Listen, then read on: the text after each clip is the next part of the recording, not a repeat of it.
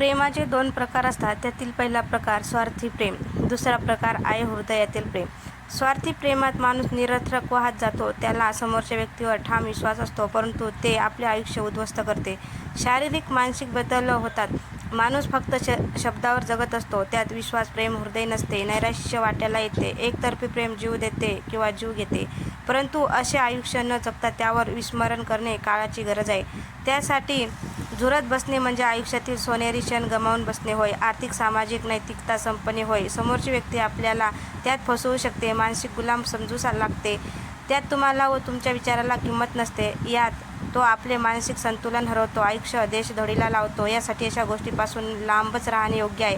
जीवन समृद्ध बनवा, उत्कृष्ट करा. स्वतः विकसित होण्यासाठी तरुणांनी अशा फसव्या प्रेमापासून दूर राहावे. मग प्रेम कोणावर करावे तर प्रेम व्यक्तीच्या विचारावर, उच्च शिक्षणावर, गुणावर, कष्टावर, विश्वासावर, बुद्धीवर करावे. त्यातून योग्य मार्ग निघून शकतो. हळूहळू प्रेम वाढू लागते. विकास दोघांचाही होऊ शकतो. प्रेम करताना त्याची व तुमची वैचारिक पातळी तपासा, नाहीतर आयुष्यात घाईचा निर्णय डोकेदुखी ठरू शकतो. हृदयातील प्रेम तुमच्या प्रामाणिकपणे सुखदुःख जाणते, आयुष्यभर साथ देते, गरिबीत आधार सहारा असते. प्रेम ही कृत्रिम अवस्था नसून ती नैसर्गिक आहे.